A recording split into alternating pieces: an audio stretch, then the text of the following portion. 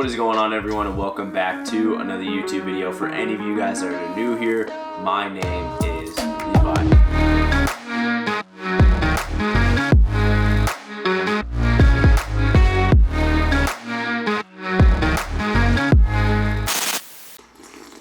Today's episode, I figured I would do a Q&A just because I've been feeling under the weather again. I'm under attack with more so just allergies right now and some sort of cold at the same time, so that's probably the worst combination, honestly, to have, just because my immune system is down and then also going through like the whole, allergy thing, and that in itself just sucks. It sucks even more because I was sick in November, December, January, and now February, so I'm praying that March is a little better than those last 4 months. Anyway, like I said in the beginning of this video, we're gonna be doing a Q&A. I asked you guys on my Instagram to ask me some questions that'll be featured in this video. If you guys aren't following me on Instagram yet, be sure to go follow me there at Levi Mac with 2 I's. The reason I asked you guys to go follow me there is because a lot of the times I'll come up with content on there to put onto the YouTube channel. So if you guys want to stay more in tune with other parts of my life that you guys aren't staying in tune with on YouTube, be sure to go follow me on my Instagram like I already said. So first question we're gonna start with is by Nick. Do you think teens getting into bodybuilding should spend lots of money on an online coach? No, I think a lot of the times when people get into fitness, they need to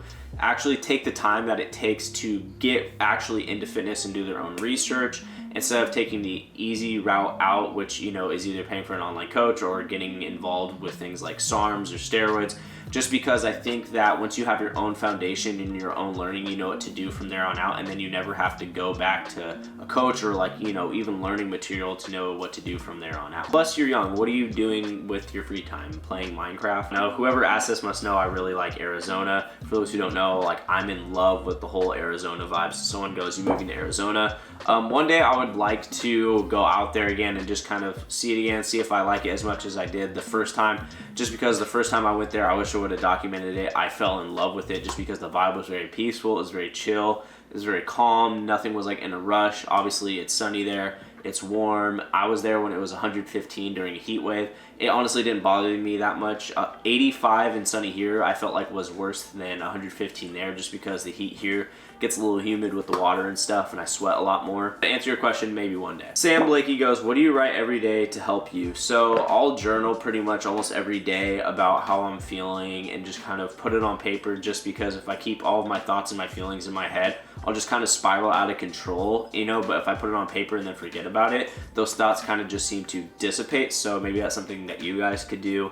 I don't know, it helps me a lot. The rest of your family, Christians. So I would say that in my immediate family in the household, my mom and myself are. My grandparents, I believe I have an aunt that is, uncle or two that are. It's funny because I feel like I should know the religion status of my family members or all of my family members, but honestly can't say that I know it all. DZ Boy Wonder goes, "Is it okay to eat oatmeal every night and oatmeal in the morning before a workout?" So yeah, I don't see a problem with it. It's a carbohydrate source. The only thing that I'll say that eating before bed does is, at least for me, is it keeps my brain really active, and I will tend to not have that well of a sleep.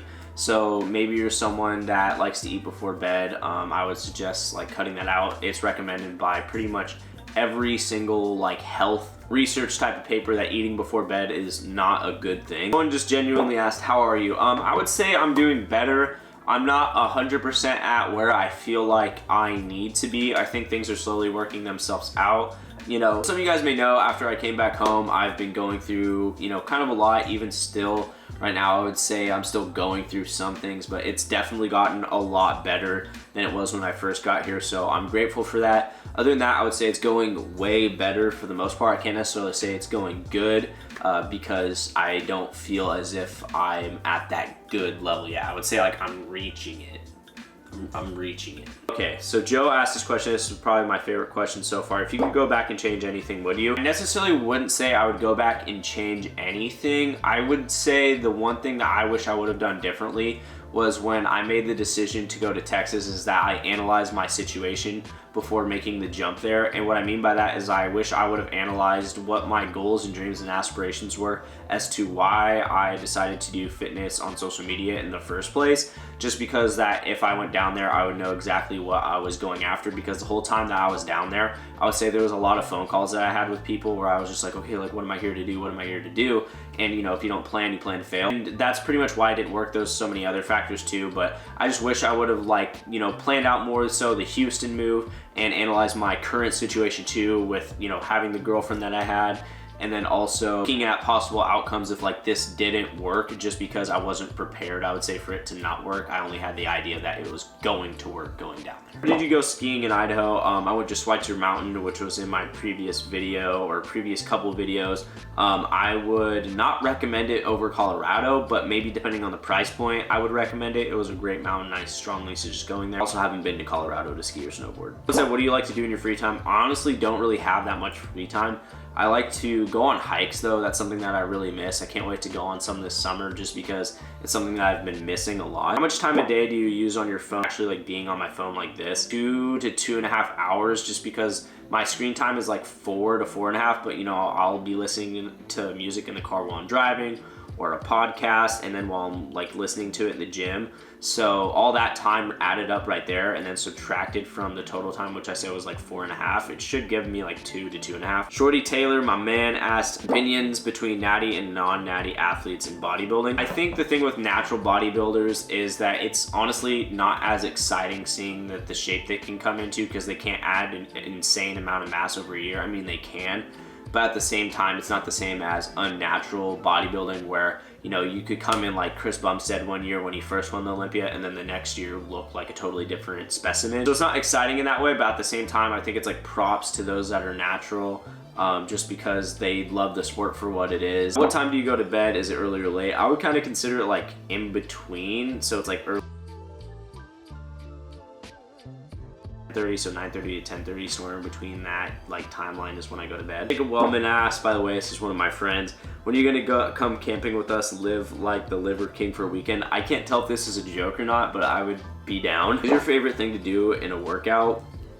Why is your dog so cute? Honestly, I'm not too sure. What age did you start exercising? So I started working out when I was 14 with my dad at first, but like I've always mentioned, like I've said before, I was always in and out of working out ever since I started. So I really didn't get consistent with it until I was about 18. Well, how did you get your teeth loose? So for those who don't know, I have this loose tooth. I've made some TikToks about it before. So I was just born without this, you know, tooth. It was just a genetic sort of thing. I don't understand why that even happens, but it does. And I was just born without it. How do you continue working out and training when you're feeling under the weather? So I did train while I was under the weather this past week or so. And the thing is I just go in there and I just don't think about it. I really don't know. Like, I'll think about it like a little bit, but at the same time, I don't let it affect the entire workout. Like, I don't go in there thinking, oh, like this really sucks, like I'm gonna have a crappy workout. Instead, I just go in there like it's any other day. John asked, best anxiety/depression solution. So I wouldn't say that I have found the best solution for that answer, but at the same time, I think, especially for my case, is just, you know, letting time do its thing. But for me personally, I think just coming closer to God has helped me a lot, just because, you know, I'm in scripture, I'm in prayer, and I'm learning a lot, you know, about things that especially will help my anxiety and my worries. You know, I'll list some of my favorite verses up on the screen for you guys that honestly help my anxiety or my worries. For depression though, I think just getting out of depression involves, you know, just being around people that are very positive and doing things out of the good of your heart for other people, because that's going to internally make you feel really good. Benji from the block asks, I'm considering moving to Washington. Any advice? Pros and cons you have? Okay, so the thing about Washington is it's very beautiful. It's really nice. I can't really give you any tips on moving here. Just be prepared for the weather to change drastically, especially come the springtime, because some days it'll be like snowing in the morning and then it'll be like 50 degrees and all of a sudden there's like thunderstorms and hail. So just be prepared for that. Make sure you got all the right attire for that. Pros of Washington: it's beautiful. The summers are amazing. Like, this is the best place to be, like, in my opinion, for the summer. Very green, so if you like trees and mountains and stuff, like I said, kind of the scenery sort of thing. Pretty much just as much to do as every other state, you know. Like, when I was in Texas, I felt the same way as I did here. Like, oh, what is there to do? But I've come to realize that it's pretty much like that everywhere. So don't think coming to Washington that there's going to be less to do, because there's definitely a lot, especially a lot more outdoor activities, that is. Cons though is that it's pretty much rainy and cloudy for 9 months out of the year, which can be very depressing. You know, it can be cold for quite a while. Like I said, 9 months out of the year, it'll be like cold and damp and wet for 9 months. Ever gonna try powerlifting? Yes, I am. I'm gonna do meet, I believe, I wanna say it's June 9th, but I can't remember. I'll keep you guys updated in future videos on when that date is coming. Don't ask, are you a virgin? All I have to say to that is I wish I actually was. Now this is a really good question. It's a religious question. So how do you go with sex and being a Christian? So hard for me, bro. Is Mac on board with it? So I don't know what you're asking. I'm on board with, but the thing, I guess my opinion on it is just wait until you have the right one. Don't go around just, you know, fooling around with anyone. And someone said this one sort of thing and used scripture to tie it in together. So this sounds confusing. Stay with me as best as you can. So imagine you're a piece of tape, right? And if you go around, you know, and you stick to other things, you start to lose that grip. And someone said that you start to lose your grip on who you are when you go around and share that part of yourself with someone. So for me as a Christian, I kind of look at it in that sense. And also, like, every time I feel, in more so a personal sense, that I've ever shared that with someone else, is I feel really attached to them. And then when things maybe don't feel right, it's harder for me to leave, you know. I feel like a part of me is lost. I don't know how it applies different for other people, because other people can sleep around with other people and still be them, or at least maybe they aren't them. I don't really know, but that's just my personal opinion on it. Isaiah asked, biggest regret. Okay, so I don't live with regrets at all, and I would say everything I've experienced, I don't really have any regrets on. I think the only regrets that I have is the bad attitudes that I have at times, and not being as grateful as I should be, even during times where, you know, things are hard. Because I think gratitude helps a lot, especially in times that are hard, because it helps you to overcome those hard times. Because when you're in a hard time and you look at the little things that you do have, it's like, oh, like, you know, it's not as bad as it really is. And sometimes, you know, people go through things that are extremely bad, but I think just being grateful and having some sort of gratitude can go a long way. Then asked, how did you leave the party lifestyle behind? So kind of just slowly happened, but I think what started to happen also is I started to develop this, I would say, love and passion for just kind of like self-improvement. Also working out was like a huge factor of that, of course.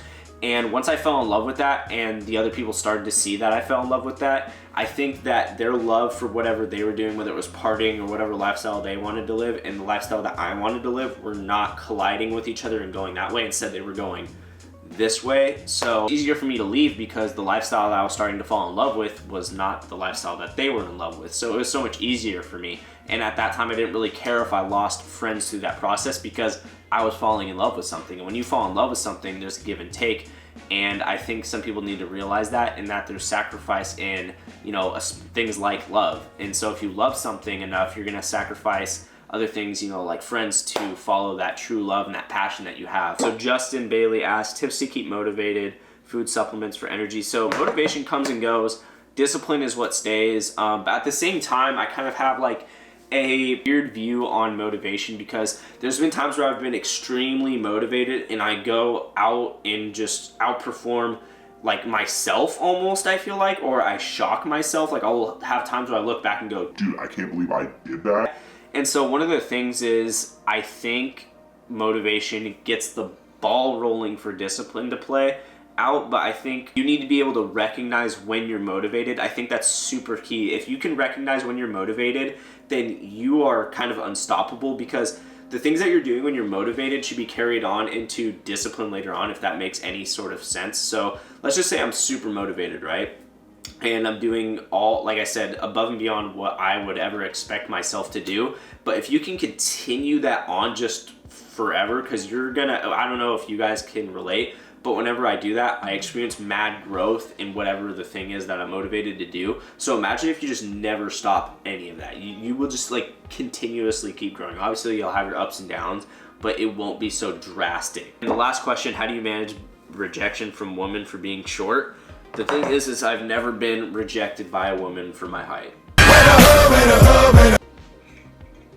Is there applause for that? Anyways, that's gonna do it for today's video, guys. I'm sorry that it wasn't like a more, I would say, interactive, fun, you know, me taking you guys through my day, especially since we're on the 75 hard.